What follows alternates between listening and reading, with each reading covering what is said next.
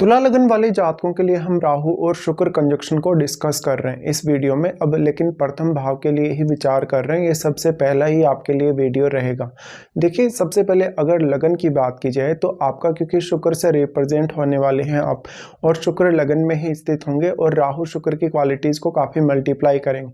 शुक्र आपके चार्ट में 8वें भाव को भी रिप्रेजेंट करते हैं, इस वजह से यहाँ पर आपको नेम फेम मिलने की संभावना बहुत ज़्यादा है।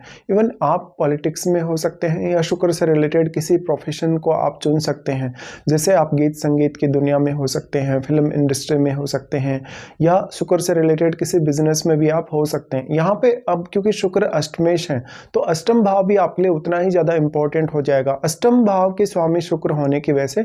लेकिन ये मैरिड लाइफ के ऊपर काफ़ी नेगेटिव प्रभाव डालेंगे। हो सकता है आपका कोई हिडन रिलेशनशिप हो, इवन मैरिज से पहले भी और मैरिज के बाद भी। इसके साथ साथ जो आपके इन लॉज की फैमिली है, उनका आपके साथ जो व्यवहार है ज़्यादा अच्छा रहेगा आपके पार्टनर की तुलना में। लेकिन आपके और आपके पार्टनर के मध्य हो सकता है बहुत ज़्यादा मतभेद हों। इवन यहाँ पर अगर मंगल की स्थिति अच्छी नहीं है तो आपके सेपरेशन तक के चांसेस बन सकते हैं।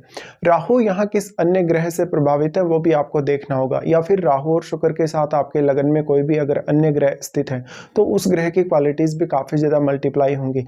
राहु शुक्र का कंजक्शन आपको बहुत ज़्यादा भोग विलास, ऐशो आराम या लग्जरी की तरफ आकर्षित करेगा और ये सब आप हासिल भी करेंगे। बट अगर मान लो शुक्र आपके रेट्रोग्रेड होकर राहु के साथ बैठे तो यहाँ कुछ ना कुछ आपको लगेगा कि कमी रह गई आपकी लाइफ में। इसके अलावा मान लो अगर आपको राहु की या शुक्र की दशा होगी तो आपके लिए नेम फेम मिलने की संभावना और भी ज़्यादा होगी। आप हमेशा अपने आप को रिलेशनशिप वाइज या आर्थिक मामलों में सही साबित करने में लगे रहेंगे।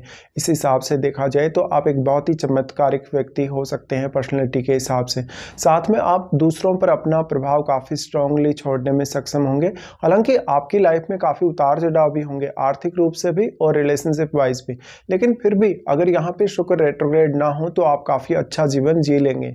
अब यहाँ पे सबसे बड़ा रोल फिर आ जाता है अन्य ग्रहों का। अन्य जो भी ग्रह आपके लगन को प्रभावित कर रहे हैं, या फिर यहाँ पे कोई भी अन्य प्लैनेट अगर बैठा है आपके राहु और शुक्र के साथ, तो मान लो अगर राहु या शुक्र का कोई भी मित्र ग्रह अगर इनके साथ बैठेगा तब वो ग्रह आपके लिए और भी अधिक सपोर्ट लाएगा, क्योंकि वो ग्रह भी यहाँ काफ़ी मल्टीप्लाई होगा राहु के होने से। तो यहाँ पे कोई भी अन्य ग्रह होगा तो उस ग्रह से रिलेटेड अपने कुंडली में भावों को देखिए, उन भावों के साथ आपका कनेक्शन या उन रिश्तों के साथ आपका कनेक्शन किस प्रकार का है, आप उन भावों से जुड़े कार्यों के लिए कितने ज़्यादा ऑब्सेस्ड हैं, उन रिश्तों के साथ आप कितना ज़्यादा ऑब्सेस्ड हैं।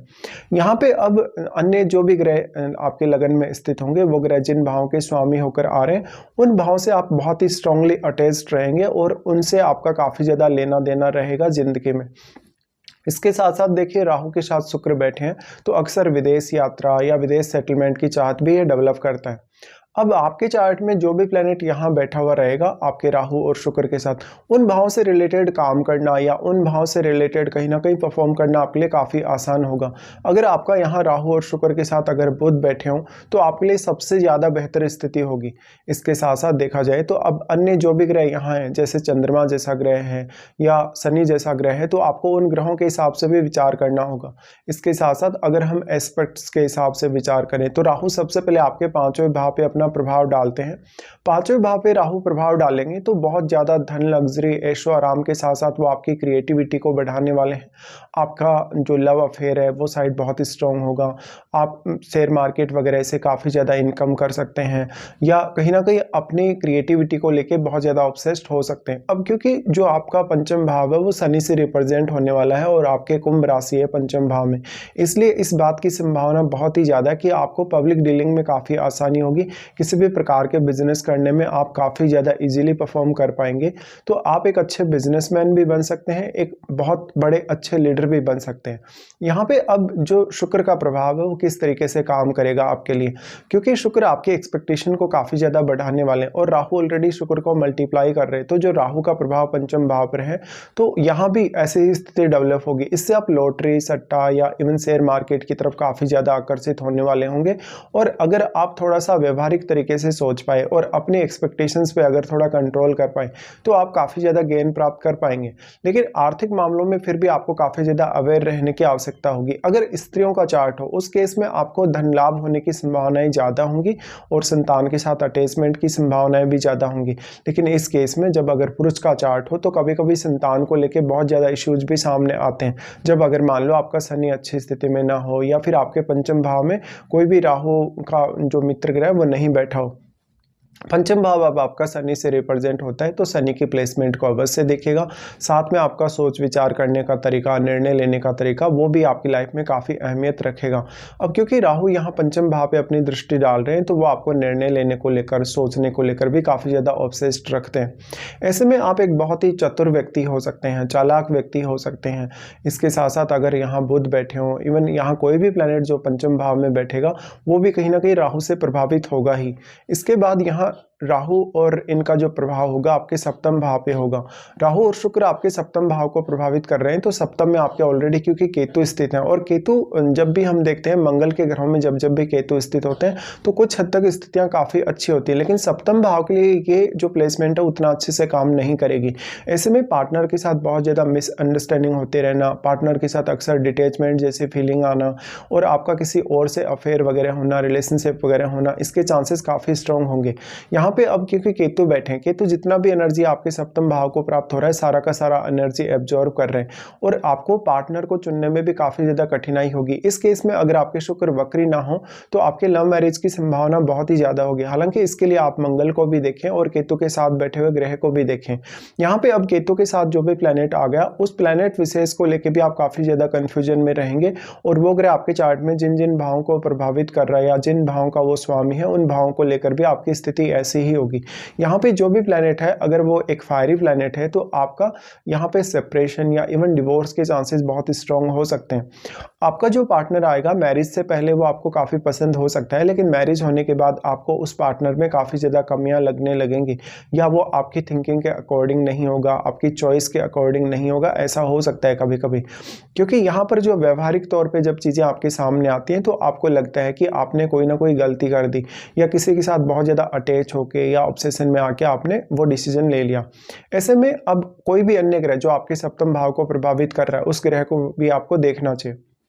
अब यहाँ पे इम्पोर्टेंट क्या है कि शुक्र अष्टमेश भी हैं तो आपका अपने इन-लॉज के साथ ज़्यादा अच्छा रिलेशन हो सकता है पार्टनर की तुलना में और आपको आपके इन-लॉज से काफ़ी मदद भी मिल सकती है। लेकिन आपके अष्टम भाव में कोई भी फायरी प्लैनेट अब स्थित होना नहीं चाहिए। अगर ऐसा होगा तो फिर आपके अपने इन-लॉज के साथ भी काफ़ी ज़्यादा आपको कठिनाई होगी रिलेशनशिप में। इसके साथ साथ ऐसा जो राहु और शुक्र का कंजक्शन होगा तो आपको कहीं ना कहीं माता पिता के थ्रू या अपने स्वयं के प्रयासों के थ्रू बहुत ज़्यादा ऐशो आराम या धन लग्जरी की चाहत रहेगी और आपका लाइफ रिश्तों को लेके मोस्टली सेक्रेट होगा। ऐसे में आपका किसी से अगर अफेयर है, अगर रिलेशनशिप है तो वो पब्लिकली सामने नहीं आएगा और आप वैसे भी काफ़ी ज़्यादा चालाक हैं, चतुर हैं, इस वजह से आप वो चीज़ें बिल्कुल सामने नहीं लाना चाहते। तो आपकी लाइफ में एक पार्ट आपके पार्टनर के साथ जो आपका चल रहा है और एक पार्ट कहीं ना कहीं किसी और के साथ जहाँ आप इन्वॉल्व हैं तो बहुत ज़्यादा उधर प्राइवेसी है या कहीं ना कहीं ऐसी सेक्रेट स्थितियाँ हैं जो किसी को भी नहीं पता। इसी तरीके से ऐसा अगर अब शुक्र की महादशा आपको चले राहु के साथ जब वो बैठें तो लाइफ में काफ़ी ज़्यादा ट्रांसफॉर्मेशंस आपके आने की संभावना होगी। इसके साथ साथ फिर राहु प्रभावित कर रहे हैं आपके नवम भाव को। नवम भाव को राहु प्रभावित करें तो विदेश यात्रा की संभावनाएं काफ़ी ज़्यादा रहती हैं। इवन विदेश से गेन होने की संभावना काफ़ी ज़्यादा रहती है। हायर स्टडीज़ की तरफ भी आप काफ़ी ज़्यादा आकर्षित होंगे। लेकिन आपके लिए सबसे पहले इंपॉर्टेंट है आपका पंचम भाव। इसके साथ ही आपके नवम भाव के जो स्वामी हैं वो बुध हैं तो आपको बुध की प्लेसमेंट को देखना होगा। अगर बुध का किसी भी तरीके से राहु या शुक्र से संबंध होगा तो आपके लिए मोस्टली ये फेवरेबल होगा ही होगा। अब राहु का प्रभाव जो आपके नवम भाव पर है तो आप विदेशी कल्चर या विदेशी संस्कृति की तरफ काफ़ी तेज़ी से आकर्षित हो सकते हैं। आप दूसरे धर्म के लोगों के साथ या दूसरे स्टेट के लोगों के साथ इजीली डीलिंग कर सकते हैं। इस केस में आपको अक्सर लंबी दूरी की यात्रा करने का भी मौका मिलता रहेगा। अब आपको अपनी महादशा पर विचार करना चाहिए, क्या वास्तव में आपको राहु की या शुक्र की महादशा है या नहीं। अगर इनकी आपको महादशा होगी तो ये सारे के सारे रिजल्ट्स आपको काफ़ी स्ट्रांगली देखने को मिलेंगे, लेकिन इसमें आपकी एज का भी बहुत ज़्यादा बड़ा रोल होगा।